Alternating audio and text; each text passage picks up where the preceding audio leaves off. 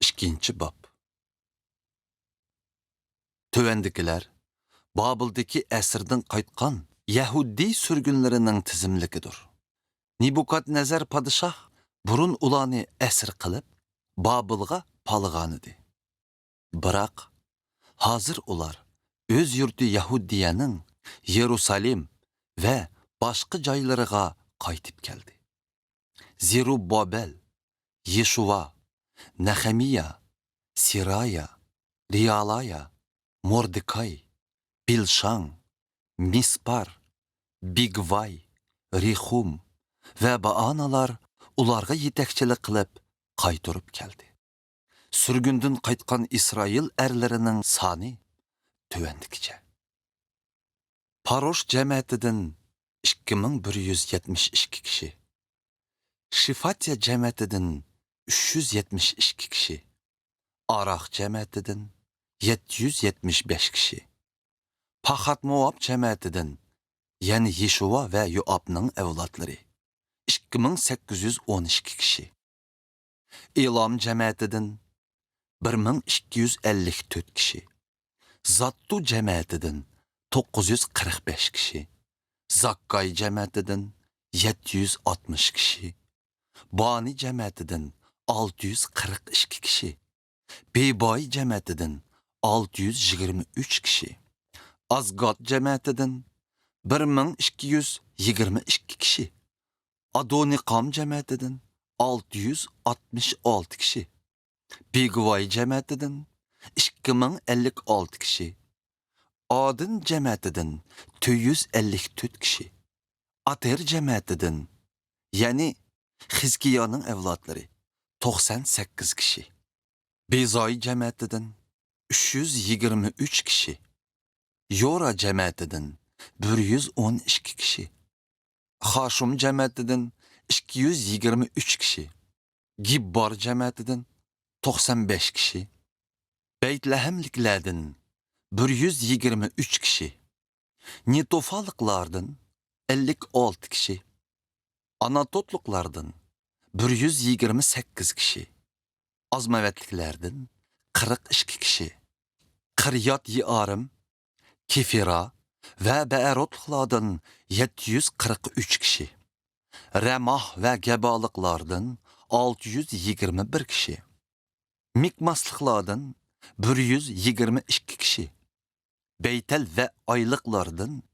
223 kişi, Niboluqlardan 52 kişi, Magbişlıqlardan 156 kişi, Elamlıqlardan 1254 kişi, Xarımlıqlardan 320 kişi, Lod, Hadid və Onuluqlardan 725 kişi, Erixalıqlardan 345 kişi, Sinalıqlardan 3630 kişi, Ruhanilardan bolsa, Yidaya cəmiyyətidən, yəni Yeshuvanın evlatları 973 kişi, İmmir cəmiyyətidən 1052 kişi, Paşxur cəmiyyətidən 1247 kişi, Xarım cəmiyyətidən 1017 kişi, Lavilardan Yeshuva və Qadmiyil cəmiyyətidən,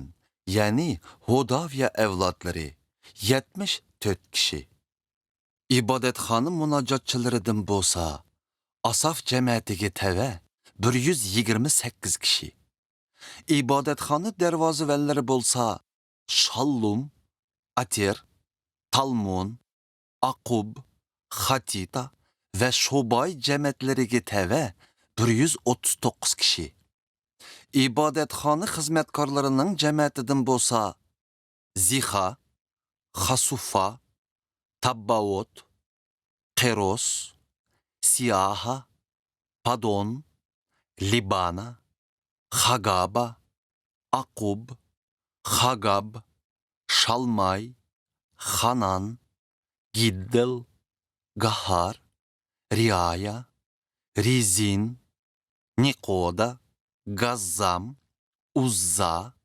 Pasiyah, Besay, Asnah, Miunim, Nifusim, Bakbuk, Hakufa, Harhur, Bazlut, Mihida, Harşa, Barkos, Sisira, Temah, Niziyah ve Hatifalar. Sulayman padişah hizmetkarlarının cemaatinden bulsa, Sotay, Hessoferet, Peruda, Yalah, Darkon, Giddel, Şifatya, Hattil, Pokaret Hezzebayim ve Amalar.